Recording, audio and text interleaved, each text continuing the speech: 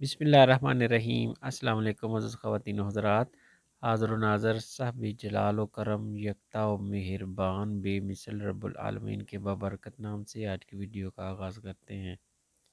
इस वीडियो में आपको एक ऐसी हर्बल रेमेडी बताएंगे जिसके इस्तेमाल से ऐसी खांसी जो किसी भी दवाई से ठीक नहीं होती वो इस रेमेडी के इस्तेमाल से ठीक हो जाएगी। और इसके साथ गले की सोजश, नज़ला, ज़ुकाम, फ्लू, गले में दर्द होना और बलगम का जम जाना जिसकी वजह से सांस तंगी से आया करता है, इस हर्बल रेमेडी के इस्तेमाल से ये तमाम अलामात ठीक हो जाएंगी। तो चलिए जानते हैं ये हर्बल रेमेडी क्या है और आप इसको कैसे इस्तेमाल कर सकते हैं। इस रेमेडी में जो चीज़ें इस्तेमाल होंगी उसमें ये गुल बनफ्शा है, इसमें बनफ्शे के फूल और बनफ्शे के पत्ते दोनों शामिल होते हैं।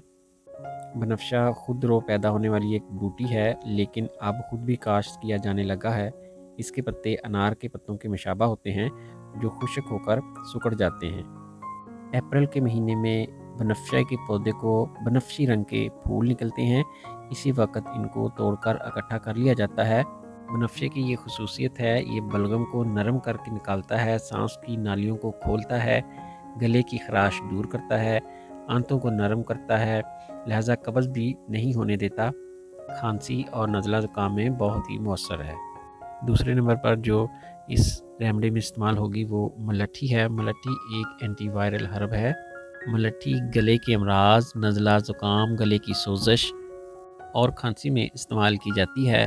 तीसरे नंबर पर जो चीज़ इस रेमेडी में इस्तेमाल की जाएगी वो खालस शहद का इस्तेमाल है। अब इसको बनाने का तरीका ये है कि मलट्ठी और गुल बनफ्शा को आपने 100 ग्राम ले लेना है। इनका बिल्कुल फ़ाइन पाउडर बना लेना है और इसके अंदर अब आपने 200 ग्राम खालस शहद छोटी मक्खी का शामिल कर लेना है। इसको अच्छी तरह मिक्स कर लें, ये एक माजून की सूरत अख्तियार कर लेगी। अब ये रेमेडी तैयार है। इसको इस्तेमाल करने का तरीका ये है कि इसकी एक चाय वाली फुल चम्मच सुबह, दोपहर, शाम नीम गर्म पानी से ले लें या वैसे चूस के खा सकते हैं। अगर खांसी खुश्क है और बार बार उठती है तो फिर ज़्यादा बेहतर है कि आप इसको खाने के बाद 1 कप नीम गर्म दूध इस्तेमाल करें। ये एक ऐसी रेमेडी है जिसका कोई भी साइड इफ़ेक्ट नहीं है। ये आप छोटे बच्चों को भी इस्तेमाल करा सकते हैं लेकिन उनकी उम्र के मुताबिक इसकी मिकदार खुराक कम कर लेंगे। इसके इस्तेमाल से ना सिर्फ जो अमराज बताए हैं वो ठीक हो जाएंगे बल्कि सीने में और नाक और सर के अंदर जो रुका हुआ रेशा होगा वो भी पतला होकर खारिज होने लगेगा और तमाम इकसाम की सोचें भी उतर जाएंगी। खांसी के लिए इससे अच्छा नुस्खा शायद ही आपको मिल सके। अगर हमारी ये कोशिश पसंद आए तो वीडियो को लाइक, शेयर और चैनल को सब्सक्राइब कर लीजिए। इंशाल्लाह मिलते हैं नेक्स्ट वीडियो में। दुआ में याद रखिएगा। अस्सलाम वालेकुम व रहमतुल्लाहि व बरकातहू।